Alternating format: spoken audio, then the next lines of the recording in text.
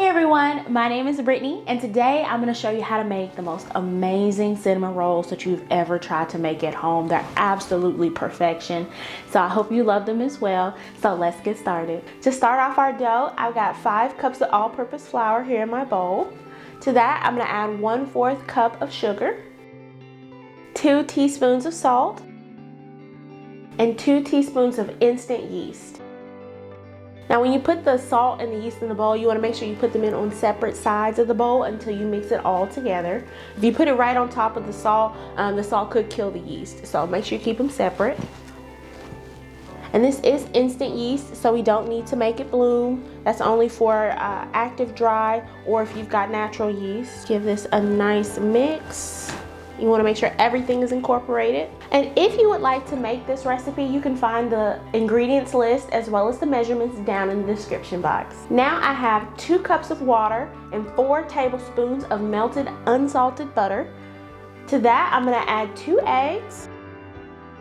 Give this a whisk. Now that I have my wet ingredients all mixed together, I'm going to add them to my dry. Just make a little well here, pour it right on in. And then gently start to form your dough by mixing this all up. Now this is one thing that I do like about this recipe is that if you don't have a stand mixer, you could perfectly make this just fine. I could definitely make this with my stand mixer, but sometimes I just don't feel like getting it out, you know? Does anybody else ever feel that way? Sometimes I just don't want to use the stand mixer. Sometimes I just want a recipe to be simple and easy, go back to the basics with a bowl and a spatula. My dough has come together roughly. Now I'm going to sprinkle my surface with a little flour and I'm going to knead this for 5 minutes until the ball is smooth.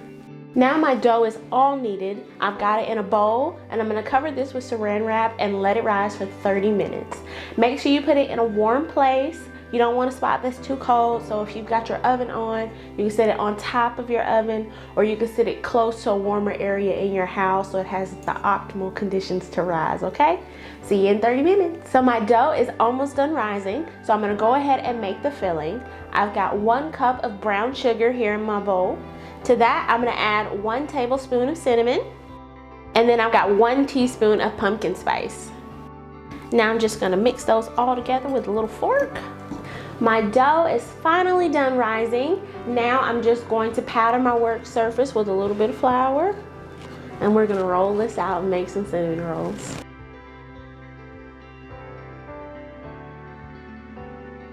And it is about 1/4 of an inch thick all the way around, which is optimal and what you want. Now I've got 1 stick of unsalted butter that I'm going to spread all over this. This is room temperature, so it's nice and soft, and that's very important. You want to make sure it's soft so that way you don't tear up your dough when you go to rub it on here. Now that my butter is all spread out evenly, I'm just going to sprinkle the mash that we made earlier right on top. All right, now it's time to roll. So you're just going to take a little bit of each corner at the edge and just start gently but tightly rolling it over.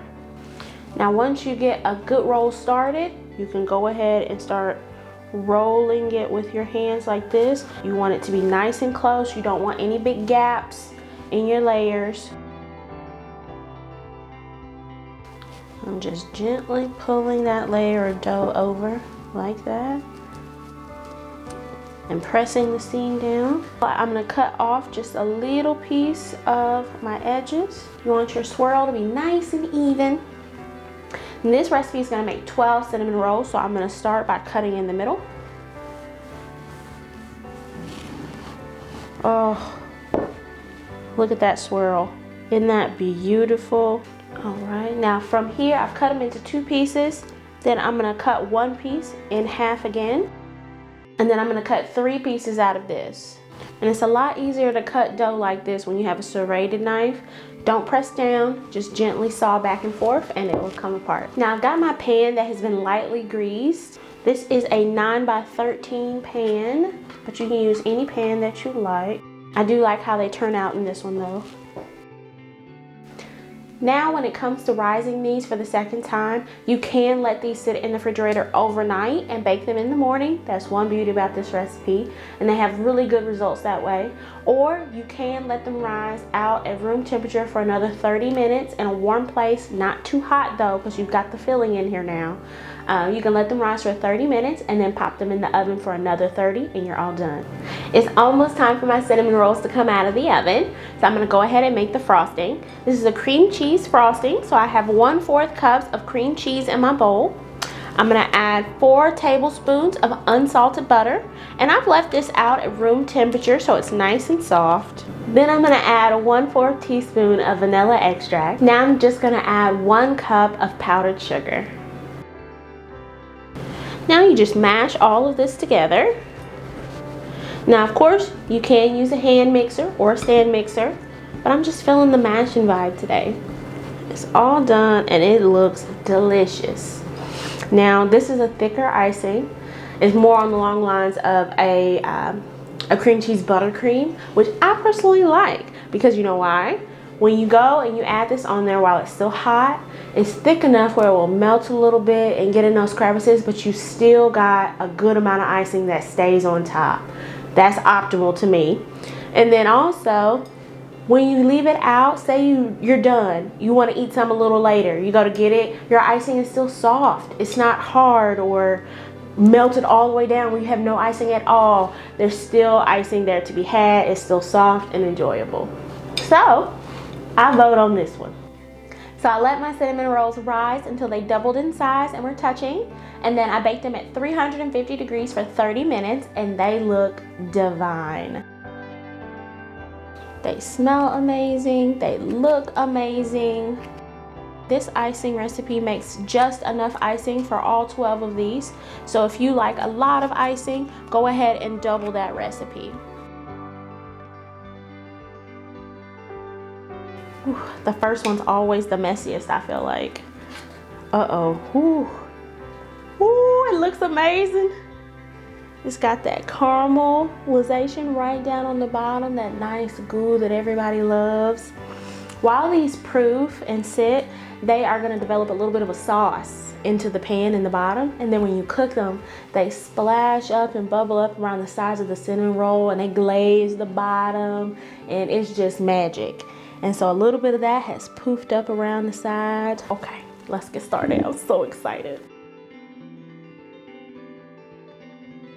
These are amazing.